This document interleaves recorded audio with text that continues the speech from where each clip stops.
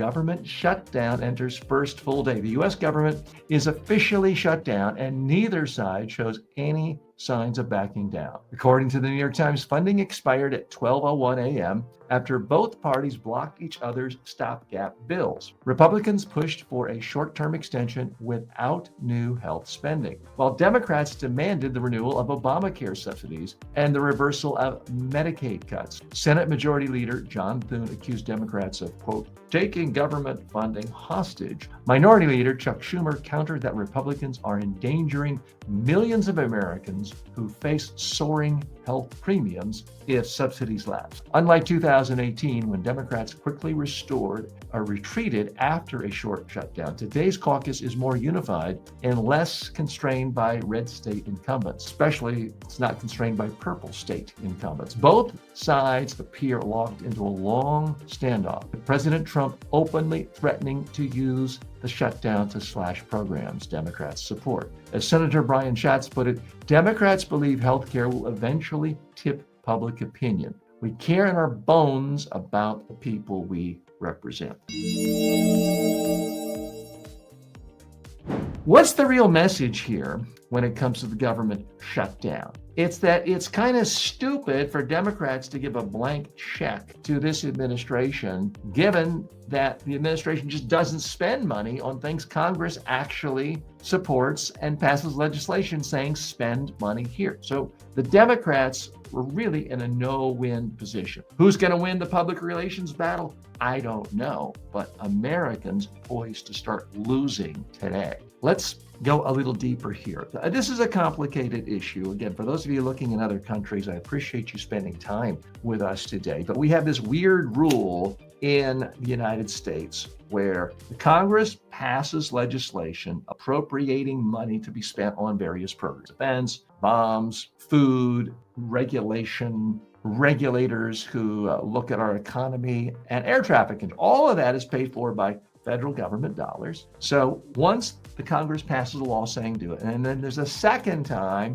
where they have to raise the deficit or the debt ceiling in order to let the money continue going. So there's this two different checks on it, which most people feel is pretty screwy, but that's where we are. And right now, the Democrats are the one saying, we don't want to just up this limit if the money we are appropriating, Trump is just going to not spend it, which he has done repeatedly, which is, by most accounts, unconstitutional. It's not respecting the co-equal branches of government. It's the Congress that is supposed to be appropriating money in our form of democracy. It's not supposed to be the Congress passes all these laws and then the president just picks and chooses. Oh, I like this one, I'll enforce that. I don't like that one, I'll just ignore that. That, unfortunately, is exactly what we have in the United States these days. Let's look at a few more facts going on here. The GOP bill fell 55 votes to 45 votes. You need 60 votes for the debt ceiling to be raised. Now, the Democrats also had a plan. The Democrats would like for the government to be funded. Their plan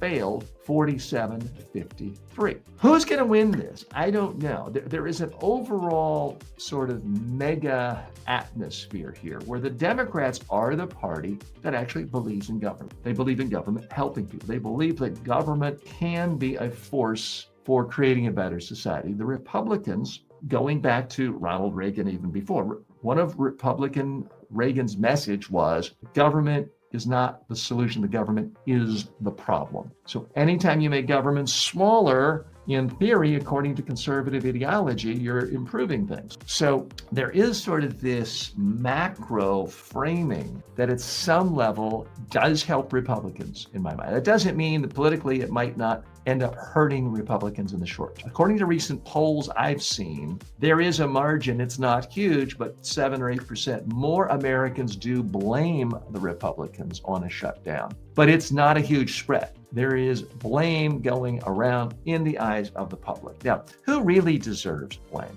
This is a negotiation. And the problem that has been pointed out by centrists, by conservatives, and by liberals and those on the left is it's very hard to negotiate with somebody who has repeatedly lied, repeatedly just ignored all previous promises. And by any fair estimation of Trump, he lies about everything. He simply makes up stuff as he goes along. He'll simply deny he ever made a promise. So it's extraordinarily difficult to really figure out how do you negotiate with someone like that. Now, the biggest stumbling block, there's several big issues. This is a complex issue. A part of it, one strain of thought among Democrats is Trump is routinely on a daily basis shredding our Constitution, doing unconstitutional things. We have to just put a stop to this. If it means bringing the entire government down and a lot of pain and misery, that's a price that has to be paid to keep our once great democracy from sliding into a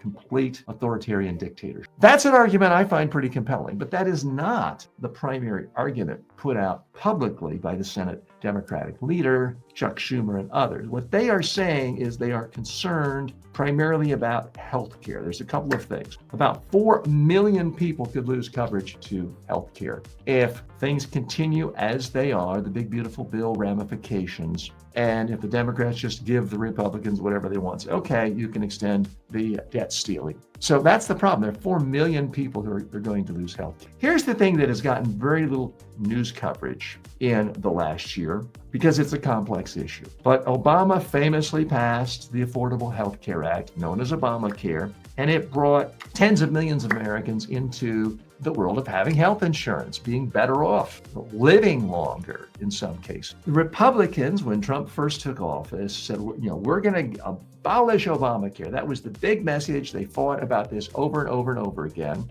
And it came down to a big dramatic vote. Trump was so adamantly against Obamacare. It was the worst thing in the history of the world, according to right-wing ideology. And then there was one vote difference, and it was a Republican, conservative Republican, John McCain, who cast the deciding vote in keeping Obamacare. And the Republicans got hurt a lot in the polls for this. Some analysts say this is one of the reasons Trump lost the 2020 election. And yes, he did actually lose the election, electoral votes and popular votes. So the Republicans have been very gun shy about saying we want to just throw people out of their health care. We want to throw them off insurance. We want to throw them out of Obama. They don't say that anymore. They don't say we want to abolish Obamacare through a little change here, a tweak here, an extra phrase here, a budget change here. They've essentially done that. By some estimates, we are now tens of millions or close to tens of millions fewer Americans having health insurance and decent health care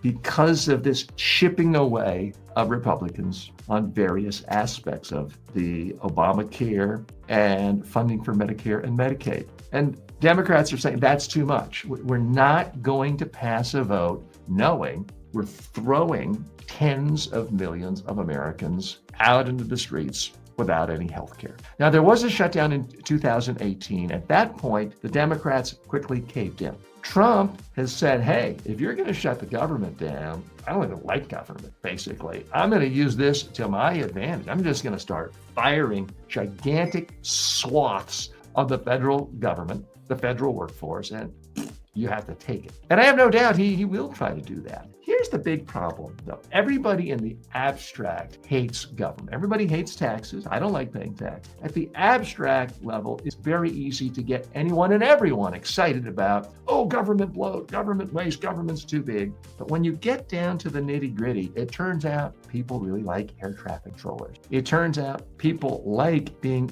able to pour water out of their faucet and it's not black and gooey. People like air that isn't filled with soot because they like actual clean air regulation. People like knowing their highway can connect them from one city to the next, and they don't all of a sudden have to go on a muddy dirt road, and a trip that used to take 2 hours now takes 2 days. So people actually like so much of government that they use on a daily basis. It's the abstraction that they don't like. So I wish I could tell you I knew who's going to suffer the biggest political fallout here. When you hear someone saying emphatically that they know the Democrats are going to take the pain or the Republicans are going to take the pain, they're lying to you. They're partisan hacks. I'm here as a sensible, sane centrist. I'm giving you analysis through the lens of personal development and communication skills. And I'm telling you, this is a complex issue to communicate. This is an issue that has hurt both parties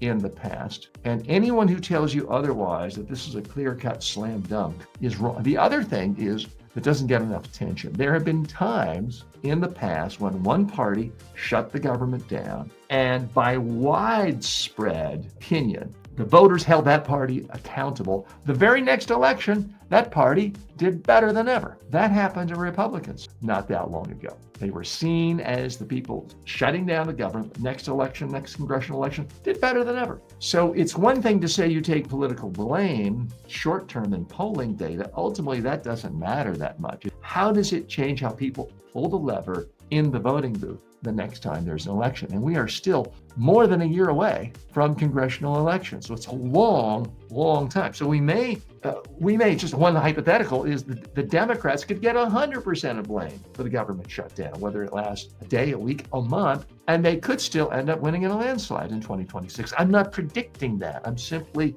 showing you one potential scenario. And the same could happen for the Republicans. The Republicans could get 100% of the blame. Trump could get 100% of the blame for the government shutdown, and the Republicans might win 30 seats in the House next year. I'm not predicting that either. It is extraordinarily rare for any incumbent party that controls the White House. It's extraordinarily rare for them to not lose in the next congressional election, no matter how good they're doing. People just want a check on things. They want to register some dissatisfaction. So most fair-minded, objective analysts would say the Democrats are poised to take over the House next year. And when it comes to the Senate, not looking too good for Democrats. Unless there's some sort of wave election, the Republicans are simply much stronger when it comes to the Senate. The basic demographic composition of the states that are up for grabs align themselves much more favorably